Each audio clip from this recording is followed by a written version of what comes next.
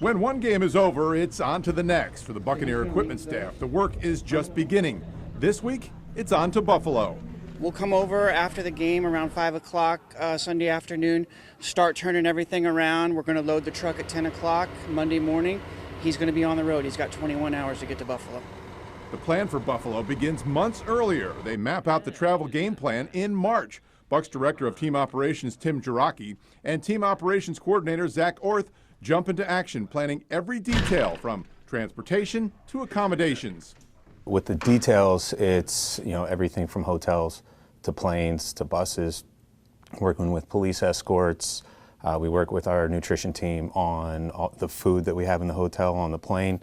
So it's just a lot of the small details that in the end all accumulate up to a whole lot of details to go the away city. Once the season starts, Zach Orth will leave 3 days before the team does to make sure everything is in order on site. Our goal ultimately for each one of these trips is for it to mirror the process in Tampa as much as possible. It's really just communicating those needs to all of our local partners in all of the away cities to make sure it's as similar as possible and they can get in that same mindset every Sunday. With the advanced truck already on the road, the remaining football gear is loaded on the team's charter flight at Tampa International Airport, 3 hours before the players arrive. Very little is left behind in Tampa. We're going to take everything. Wow. You never know. Even though the forecast says one thing, you never know. The weather can turn on a dime, and we don't want to get caught with our guard down up there. And then we'll take about another 4,000 pounds on the plane on Wednesday, which would be the players' shoulder pads and helmets, because we need to leave that back, obviously, for practice. For Jarocki, he has to oversee it all, not only within the team, but with players' families that are traveling as well, who are planning to cheer on their sons on Sunday.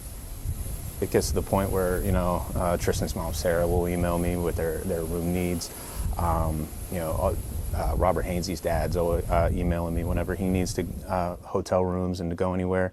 But that's actually a cool dynamic because you get to see kind of where these guys came up from. And what's a winning road trip? No complaints. Don't hear anything. Get in my car and don't get a single text or call after it. For Brad Berlin, he quickly turns his attention to the next game. Pack up, come home, and we have a little bit of time before we go to Houston, but there's always something to do and another challenge to get ready for.